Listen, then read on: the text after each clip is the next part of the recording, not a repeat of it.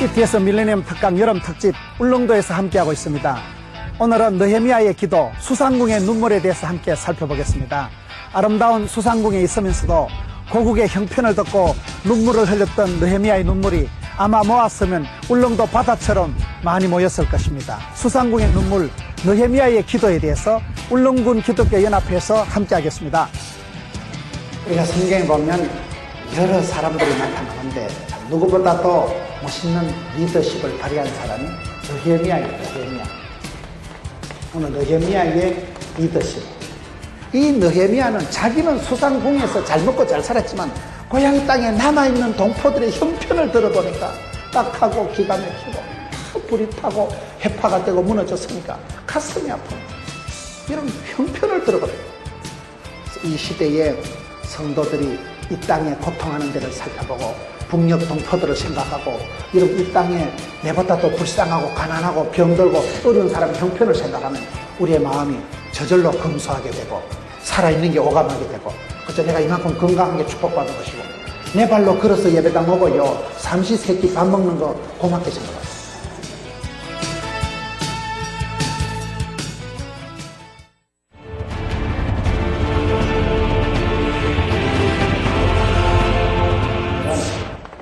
수상궁의 눈물. 우리가 성경에 보면 여러 사람들이 나타나는데 참 누구보다도 멋있는 리더십을 발휘한 사람이 느헤미야입니다. 느헤미야. 오늘 느헤미야의 리더십. 이 느헤미야는 수상궁에 있었던 술관원이에요.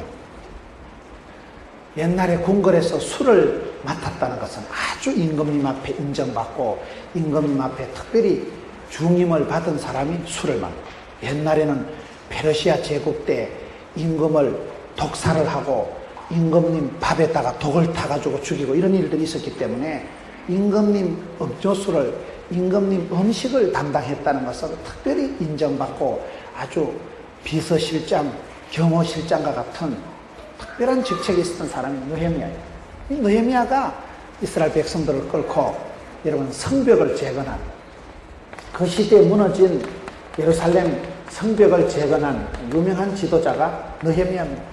이 느헤미야가 오늘 느헤미야 1장에 보면 수상궁에서 눈물을 흘리면서 기도하는 내용이 나오는 거예요. 왜 그랬을까요? 성경을 보겠습니다.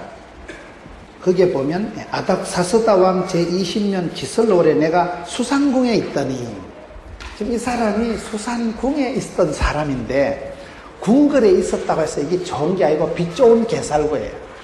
여러분 궁궐에 있으니까 아따 좋겠다 청와대에 들어가가지고 성공했겠다 그게 아니고 이 사람이 궁궐에 있었다는 것은 이스라엘 백성들이 멸망을 해서 포로로 잡혀가지고 있는 이스라엘 백성들이 BC 722년에 멸망을 해서 이스라엘이 포로로 줄줄이 잡혀간 때가 이때입니다.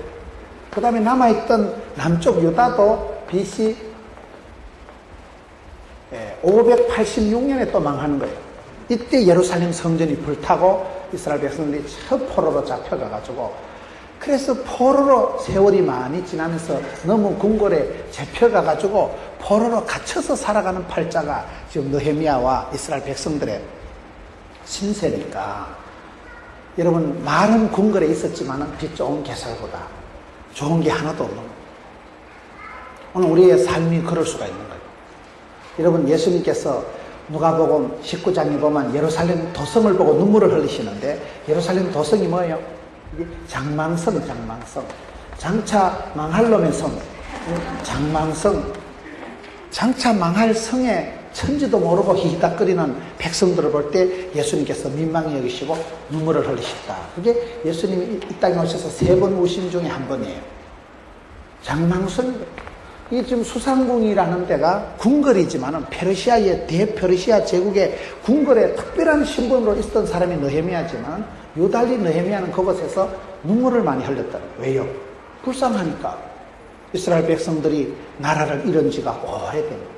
나라를 빼앗기고 북쪽은 722년도 망하고 남쪽은 586년도 망하고 그래서 스룹바벨이라는 지도자가 나타나가지고 1차로 스룹바벨이 이스라엘 백성들을 데리고 기환을 합니다.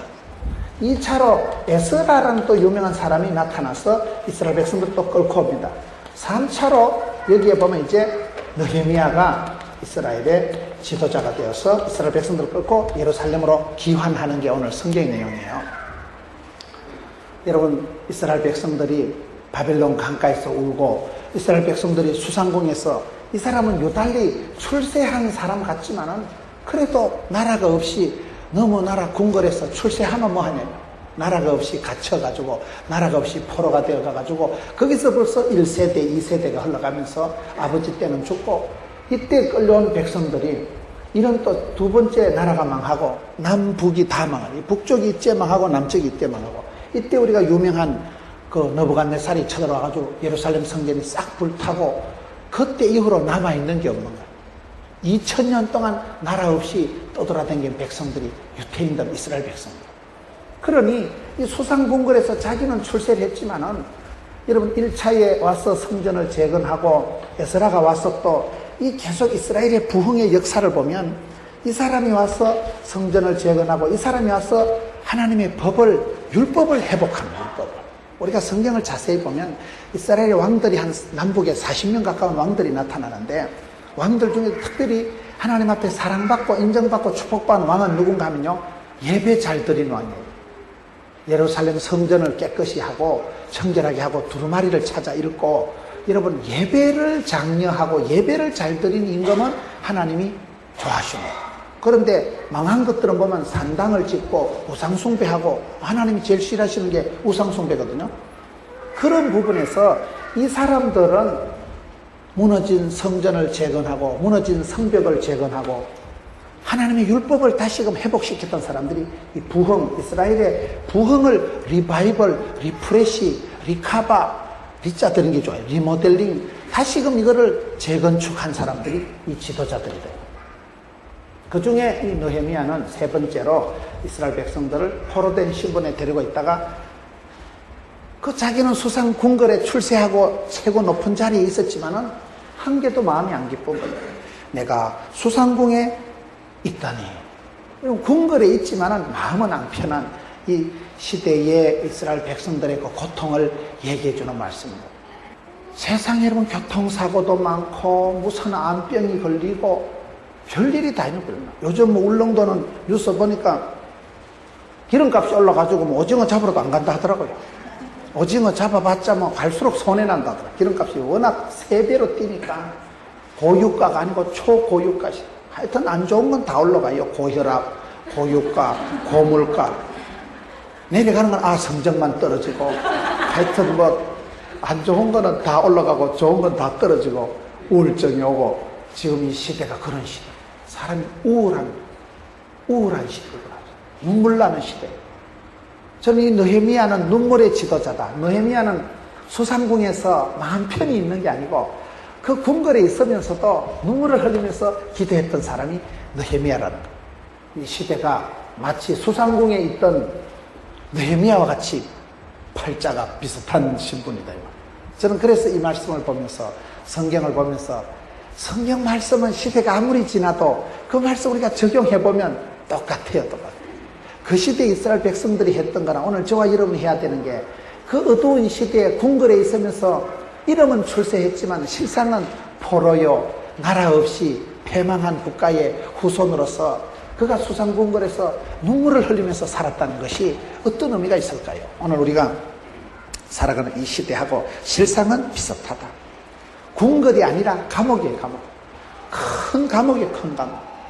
궁궐이 아니라 거기는 여러분 남들 보기는 잘 먹고 잘 살고 호의호식하는 것 같지만은 갇혀있는 데니까, 포로로 끌려와서 지금 대를 이어서 살아가니까 빚 좋은 개살구다. 부자인 것 같은데 실상은 가난한 자요. 여러분 잘 나가는 것 같은데 실상은 헛된 허망한 그런 사람이 많습니다. 우리의 삶이 여러분 실속이 있어야 돼. 실속이 있어야 돼. 실속이 없으면 이게 허상을 따라가고 향방 없이 살아가고 목적이 없는 삶을 살아가고 헛되게 살아가고, 그러기 때문에 수상궁에 눈물을 흘렸던 느헤미야가 2절을 봅시다. 나의 한 형제 중 하나니가 두 사람과 함께 유다에 이르렀기로 내가 그 사로잡힘을 면하고 남아있는 유다 사람과 예루살렘의 형편을 물음져. 이 사람이 여기서 눈물을 흘린 이유가 사로잡힘을 면하고 남아있는 자. 우리가 구약 성경을 보면 이 남은 자 사상이 아주 유명합니다. 남아있는 사람. 하나님께서는 상수리나무, 우리나라 말로 꿀밤나무를 말해요. 상수리나무를 통째로 잘라도 밑에 그루터기가 남아있다는 거예요. 우리 하나님은 항상 시대가 아무리 혼란하고 나라가 망하고 예루살렘 성전이 불타고 포로로 잡혀가도 언제라도 사로잡힘을 면하고 남아있는 사람을 두고 역사를 새롭게 하신다. 여러분, 엘리야가 뭐라고 합니다. 엘리야가 너무너무 기진맥진 탈진해서 다 바알에게 무릎 꿇고 나만 남았거늘, 그래 꼴꼴하게 생각을 하고 나만 남았다고 하니까 하나님께서 아니다, 너 말고도 7천인을 남겨놨다. 하나님 그 시대에 남은 자 7,000명이 있다니까요. 이 시대가 악한 사람도 많고 사기 쳐먹는 사람도 많지만은 살아보면, 사람들을 만나면 참 순수한 믿음 지키고 어린애같이 믿음을 착실하게 해가지고 살아가는 분들이 많아. 하나님은 항상 시대마다 남은 자를 통해서 역사하신다. 남은 자. 주기도문을 보면, 주님의 기도, 주기도문을 보면 시험에 들게 하지 마시고 시험에 홍당 빠지지 말게 하시고, 그 다음에 야베스의 기도, 역대상 4장 9절 10절에 보면 환난을 명쾌하여 주옵시고, 환난을 명쾌하여 주옵시고, 그 다음에 마가복음 13장 20절에 보면 고통의 때를 감해 주신다. 고통의 때를 하나님께서 빼준다, 마이너스 해준다, 감해 주신 하나님이다. 고린도전서 10장 13절에 보면 피할 길을 열어주신다. 피할 길을 하나님께서 열어주신다. 아주 여러분 성경에 보면 우리가 살아가면서 별꼴이 반쪽이고 사고도 나고 병도 걸리고 교통사고도 나고요. 내일 일은 알 수가 없는 세상에 멀쩡하게 있다가도 여러분 어느 날 몸이 안 좋아서 병원에 가가지고 병원에 검사하러 가가지고 죽어서 영안실로 나오는 사람이 있어요. 사람이 어떤 병은 너무 빨리 발견돼요. 병원의 전문의들이 목사님 저분이 빨리 죽은 건 병이 심해서 죽은 게 아니고 너무 사람이 겁이 많아가지고 병을 감당을 못해가지고 죽었다는 거예요. 우리가 여러분 시험이 옵니다. 누구든지 옵니다. 언제든지 어디든지 시험이, 환란이, 풍파가, 고통이, 질병이, 사건이, 사고가 오는데 그때에 주기도문을 보면 시험에 들게 하지 마십시오. 시험은 오는데 시험에 퐁당 빠지지 마라 이 말이에요. 새가 날아가다 똥을 싸서 머리에 떨어지는 건 할 수 없어요. 근데 둥지를 여와서 털도록 웰컴 그래가지고 그래 자리를 내주지는 마라 이 말이에요. 시험은 다 오는데 시험에 퐁당 빠져있지는 말고 환란을 벗어나면 된다니까요. 시험을 통해서 여러분 생명의 멸류관을 받는다고 했는데 시험을 통해서, 시련을 통해서, 연단을 통해서 정금 같은 믿음의 사람이 나오는 거예요. 시험을 한다 그 말의 뜻은 용광로에 불을 달가가지고 불같은 시험을 통해서 순도 99.9%의 순원이 나오는 거예요. 두 번째, 야베스 기도는 뭐예요? 야베스는 원래 이름이 애물단지란 뜻이에요. 수고와 고통이란 뜻이에요. 엄마가 야를 넣을 때 시급을 해가지고 야를 넣을 때 너무 난사를 해가지고 아이고 이놈의 새끼야 니 노태 내가 죽을 뻔 안 했나 내가. 애를 볼 때마다 어이 애물단지 그게 야베스예요. 근데 야베스가 하나님 앞에 원컨대 복의 복을 더하사 지경을 넓혀주시고 주의 손으로 도우사 환난을 벗어나 근심이 없게 하옵소서 하였더니 하나님이 그 구하는 것을 허락하셨더라. 그게 역대상 4장 10절 말씀인데 복이 있습니다. 복에 복이 있고 갑절에 영감 있고 7배의 권능이 있고 100배의 결실이 있고 1000대까지 복을 받는 게 있어요. 복의 복을 더하사 되는 집구석은 지남철처럼 하나님이 더해주시고 붙여주시고 하나님이 자석처럼 돈도 떨러붙고 인심도 떨러붙고 며느리가 들어도 돈 되는 가시나가 들어오고 이 되는 집은 척척 들러붙고 안 되는 집은 방구 핫바지 새듯이 샌다는 거예요. 복의 복을 더해주시지. 환란, 근심, 염려, 빚더미, 병들고 가난하고 무서운 건 싹싹 지나가지. 환란을 벗어나면 돼. 벗어나면. 하나님께서 욥기나 이런 데 보면 하나님이 욥이 계속 막 생일을 저주하고 내가 태어난 날이 없었으면 좋겠다 하고 내가 태어날 때 해가 안 떴으면 좋겠다고 택도 아닌 소리를 해대니까 나중엔 하나님을 원망할까 싶어서 막판에 하나님이 욥을 회복시켜 주십니다. 우리가 성경을 보면 하나님이 우리를 구원해 주시고 용서해 주시고 우리를 많이 봐주시니까 구원받는 것이지, 사람이 인생이 똑똑해가지고 불칼같이 살아가지고 시험 환난 분파 다 감당하는 사람은 없어요. 하나님 많이 봐주시는 만큼 하나님이 용서해 주시고 기다려 주시고 쏘가 주시고 하나님의 능력이 긍휼이 크도소이다. 그 다음에 마가복음 13장 20절에 보면 고통의 때는 감해 주신 하나님. 사람이 계속 어려우면 죽는다니까요. 그걸 줄여주셔. 아플 때를 10년 아플 거를 3년으로 줄여주시고 5년 동안 빚더미 시달릴 걸 1년으로 줄여주시고, 이 감해 주시는 고통의 때를 빼기 해주시는, 마이너스 해주는 하나님. 신앙생활은요, 거리 유지를 잘해야 돼.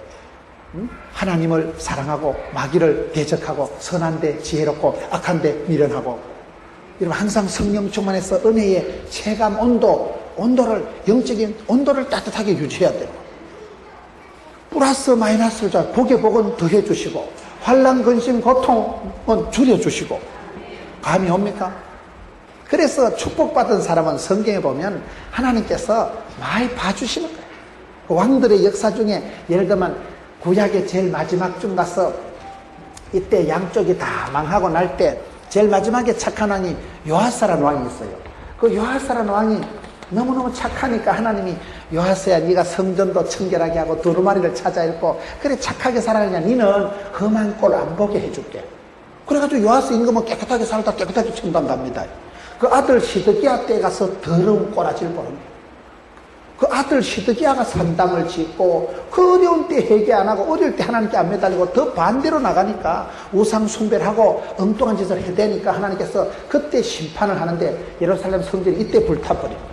그 시드기야 때에 요 아들 시드기야 때 불이 타서 예루살렘 성전 홀라당 불타고 느부갓네살 나쁜 놈들이 와서 싹 성전 다 뚱쳐가고 뜯어가고 백성들이 굴비 깨듯이 줄줄 묶여가지고 송아지 끌려가듯이 포로로 질질 끌려가는 걸 두 눈으로 보게 되는 더러운 꼴을 보게 된 데가 요거 때가 아니고 요거 아들 때입니다.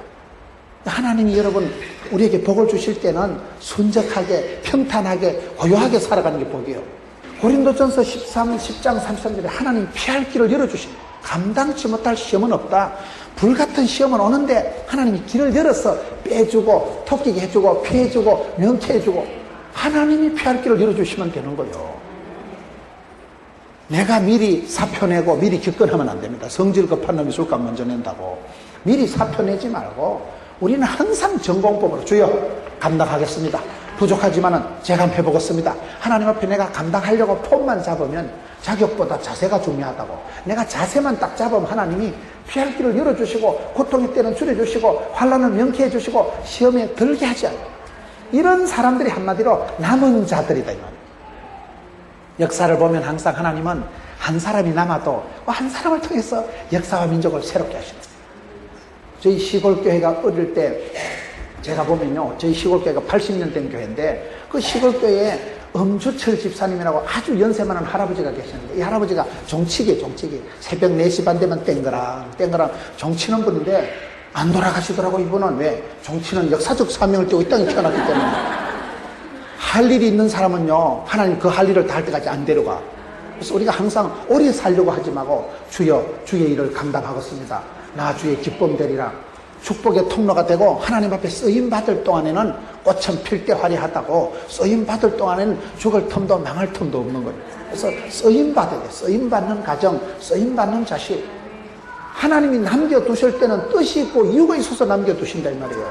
하나님께서 그 시대에 사로잡힘을 면하고 다 잡혀가고 끌려가고 했는데 그 땅에 남아있는 사람들이 그래도 있었다는 거예요. 겨울철에 땅이 깡깡 얼고 연못이 깡깡 얼어도 그 연못 밑에 가면 깨구리가 남아있듯이 하나님께서 이 시대도 항상 남은 자의 사상, 구약에서 이게 중요합니다. 아무리 역사가 망하고 역사가 거꾸로 돌아가는 것 같고 세상이 불경기가 오고 해도 하나님은 남은 자를, 사로잡힘을 면하고 남은 자를 통해서 시험에 퐁당 빠지지 않은 사람, 환난을 벗어난 사람, 고통의 때가 줄어든 사람, 피할 길을 열어준 사람, 이런 사람들을 통해서 하나님은 역사와 민족을 또 새롭게 하시고 또 어게인 1907년 주님 다시 시작합시다.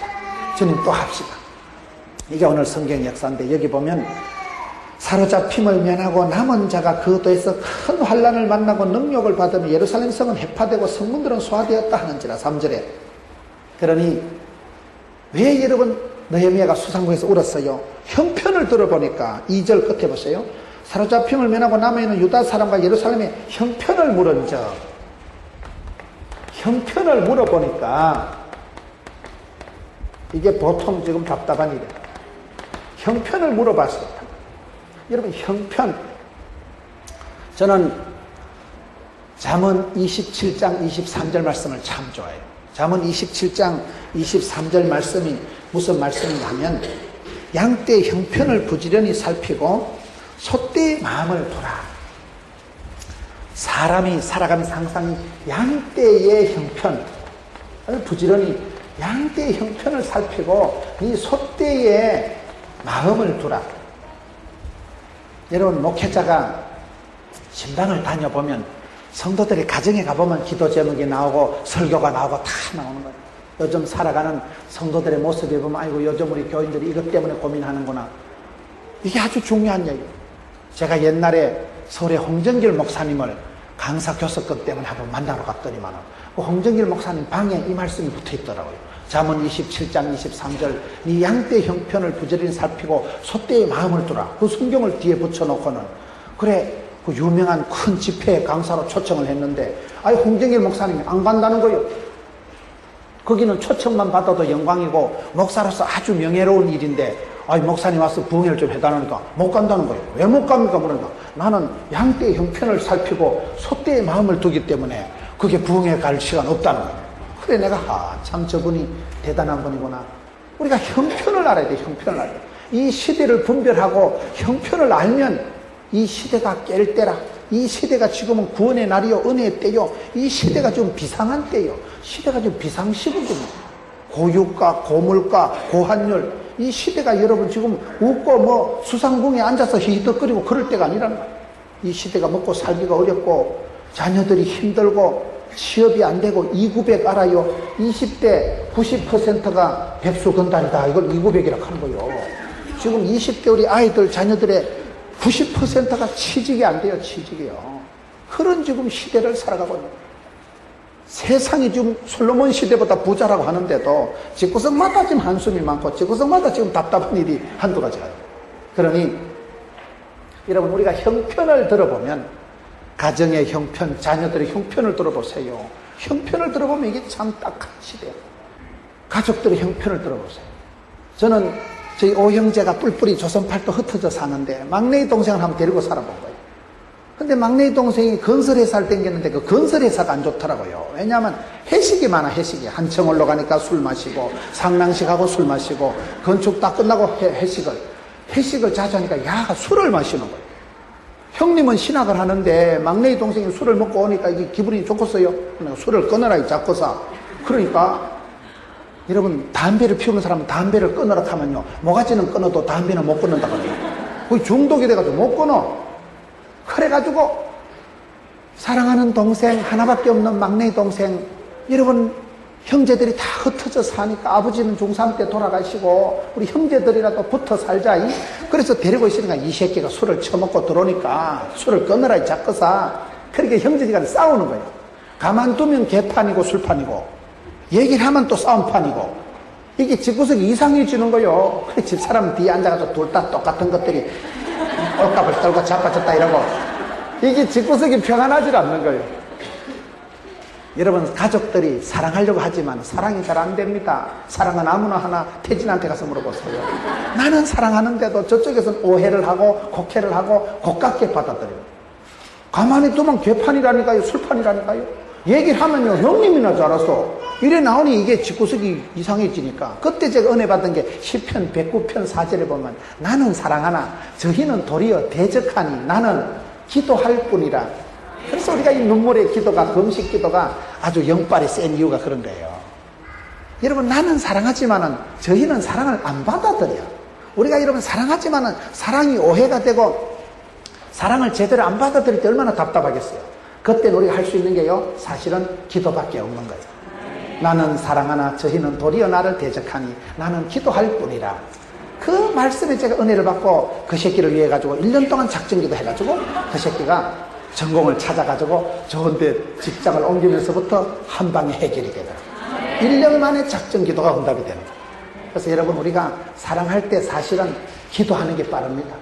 무공의 사랑은요, 그냥 위에서 기도해주고 축복해주고 중보기도 하는 게, 그게 진짜 그 사람을 사랑하는 거예요. 사람을 알아갈수록 기도 제목이 늘어난다 이랬잖아요.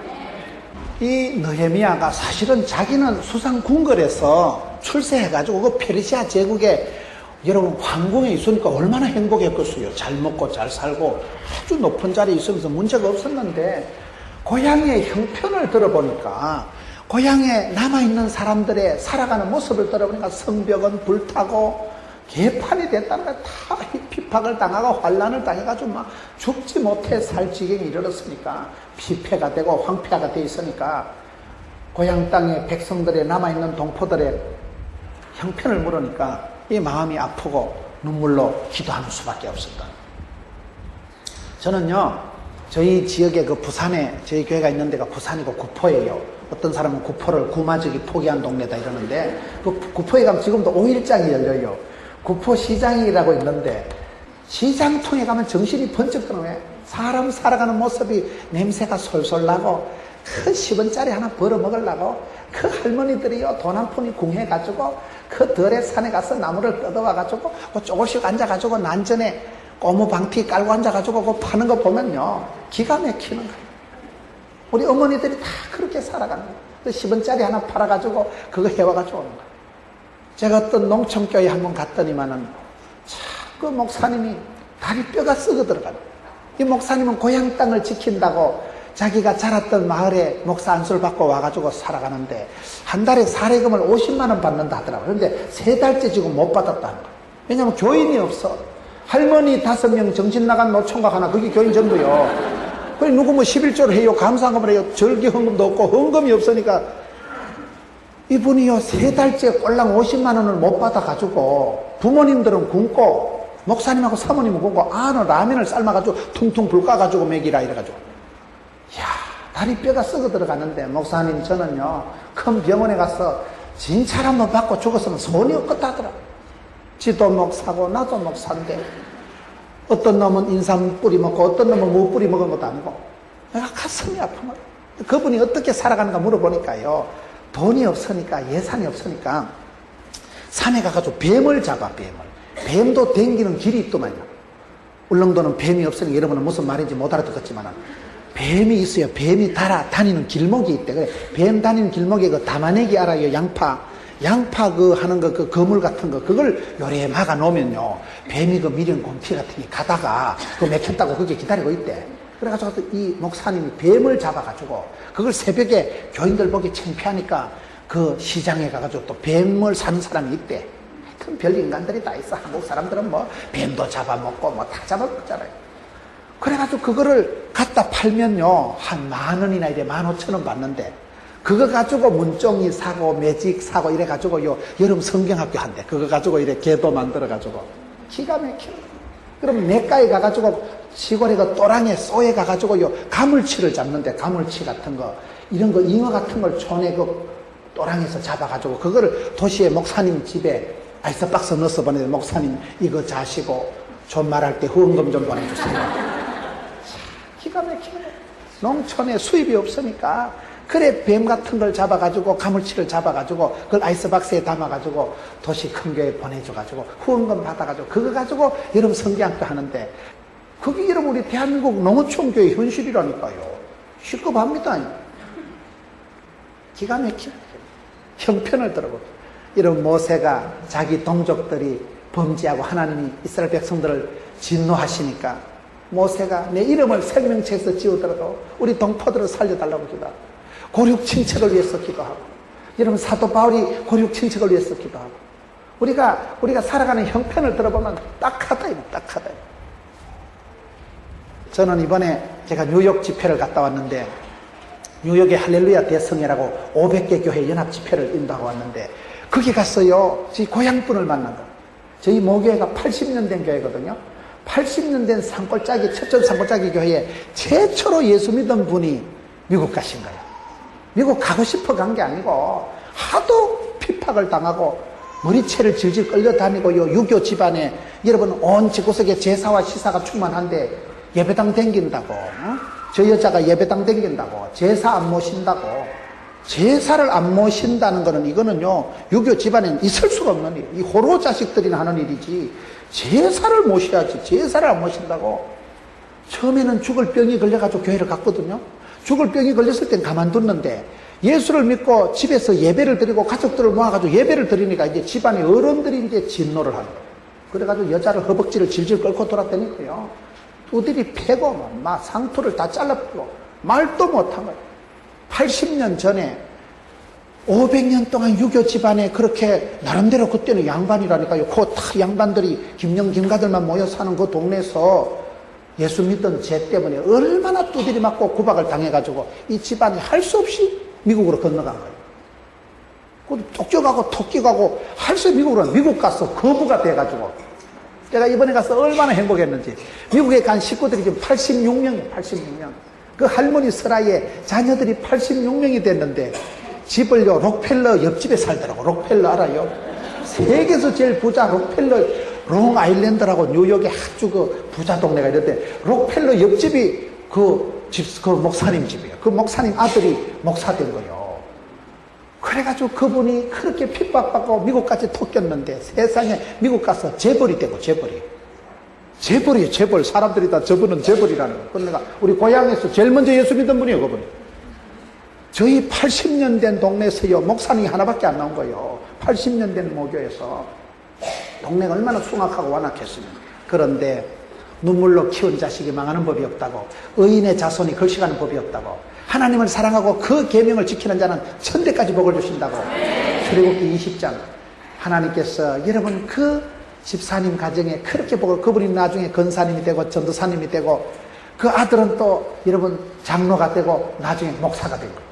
이야, 재벌이 되고 식구가 86명인데 록펠러 옆집에 붙어 사는 게 아니고 록펠러가 사는 그 집 옆에 또 그 대저택을 사가지고 거기서 살더라고요. 가서 보니까 넓었지. 구석이 집에 화장실만 5개더라고요. 집이 그 옛날에 지은 부잣집인데 저택인데도 엘리베이터가 있더라고. 연세 많은 어르신들 계단을 못 올라다니니까.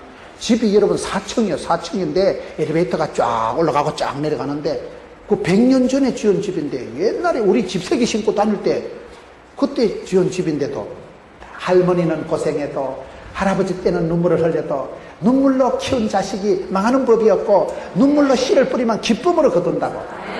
그게 여러분 교회의 역사고 성도들의 감정이에요. 옛날 형편을 들어보면 얼마나 딱하고 시골의 농어촌 교회에 교회들이 교인도 없고 여러분 얼마나 서글픈지 몰라요. 그래서 요즘은 이 농어촌 교회를 도시 교회들이 매겨 살려야 되고 어쩔 수 없이 이제는 책임을 져야 되고. 왜요? 농촌에서 자란 분들이 어촌에서 자란 분들이 다 객지 나가가지고 도시교회 가서 수출 다 됐으니까 역수출을 해야 되고 본토를 모짜리판을 모교회를 신경을 써야 되는. 여러분들이 항상 그렇게 신경을 쓰세요. 여름 휴가를 가도요, 제가 아는 어떤 집사님 네 분은 여름 휴가를 어떻게 가느냐, 그분이 대우에 다니는데 회사를 다니면서 1년 동안 모으더라고요. 수건 주는 거 모으고 무슨 상품 주는 거 바가지 같은 거 전부 다 차곡차곡 모아놨다가 여름 휴가를 2-4회가 차를 타고 모교회 가는 거예요. 그 산골의 교회는요 선생도 없고 예산도 없으니까 거기서 2분이 성경학교 해주는 거예요. 휴가를 내가지고 가가지고 1년 동안 수건 같은 거 사은품 같은 거를 모으면 한 짐이야, 한 짐.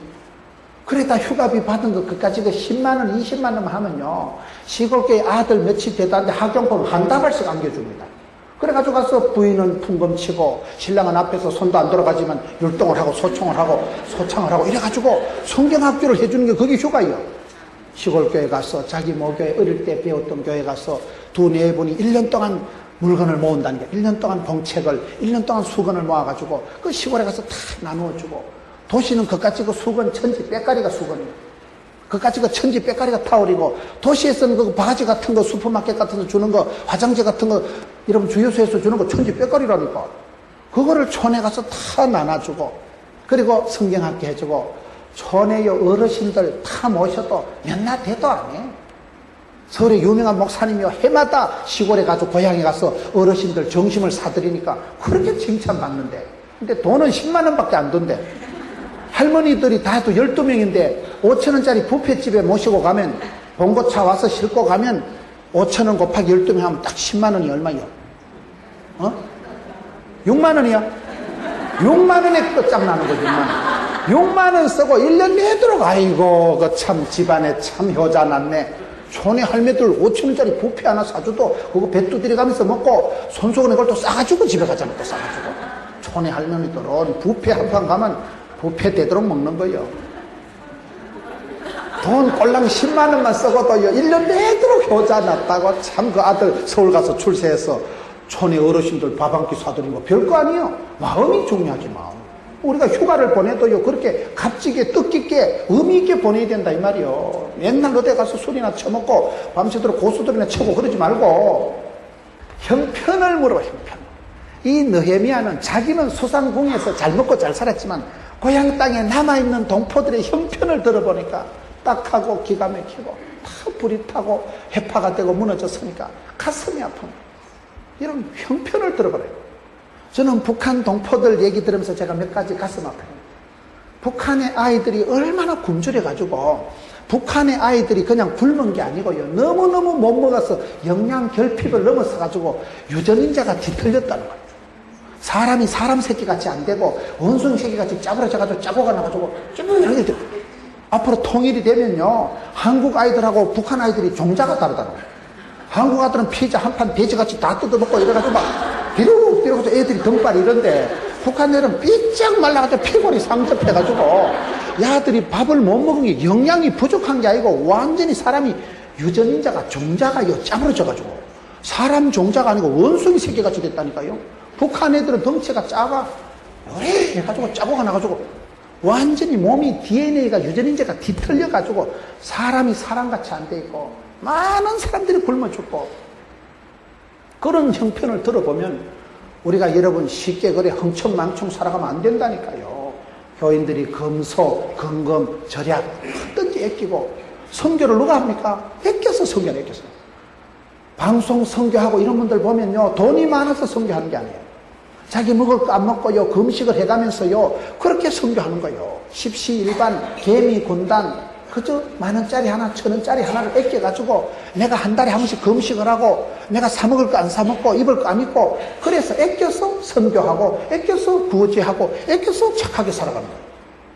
마음이 중요하죠. 마음. 왜요? 형편을 들어보니까 양떼의 형편을 살피고 소떼의 마음을 두면, 우리가 시장통에 가보면 사람 살아가는 게 얼마나 참 알뜰살뜰한가. 돈 10,000원짜리 가지고 시장 가면요 살 거 많습니다. 가보세요. 300원 주고 뭐 사고 500원 주고 뭐 사고 1,500원 주고 뭐 사고, 10,000원짜리 들고 가서 시장 한 바퀴 돌면요 사고 싶은 게 많아. 옛날에 먹고 싶은 것도 있고, 여러분 옷만 해도 얼마나 종류가 많고 양말도 많고, 우리가 돈 10,000원만 들고 시장통에 가도 살 게 천지백갈인데, 시장통에 가서 보면 사람 살아가는 형편이 보이는 거예요. 이게 참 중요한 것 같아요. 이 시대에 성도들이 이 땅에 고통하는 데를 살펴보고 북녘 동포들을 생각하고, 여러분 이 땅에 내보다 더 불쌍하고 가난하고 병들고 어려운 사람의 형편을 생각하면 우리의 마음이 저절로 검소하게 되고 살아있는 게 오감하게 되고, 그래서 내가 이만큼 건강한 게 축복받은 것이고, 내 발로 걸어서 예배당 오고요 삼시세끼 밥 먹는 거 고맙게 생각하세요.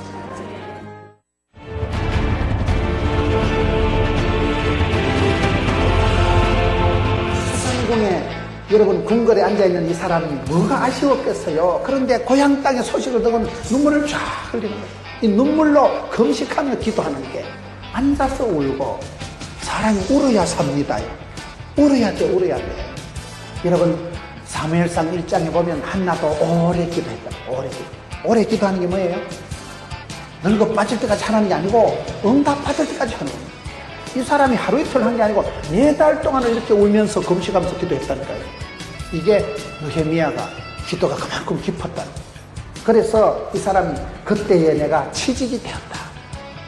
이게 4달 동안 눈물로 금식하며 기도한 이후에 나온 결과예요.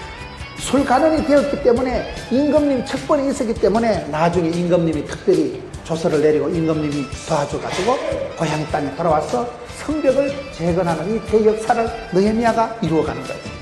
하나님 앞에 은혜 받는 데는 제외되지만 은혜를 헛되이 받지 말자. 은사를 헛되이 쓰지 말자. 이 시대에 쓰임받는 우리 울릉도 쓰임받는 사랑하는 성도들 되시기를 주의 이름으로 축원합니다.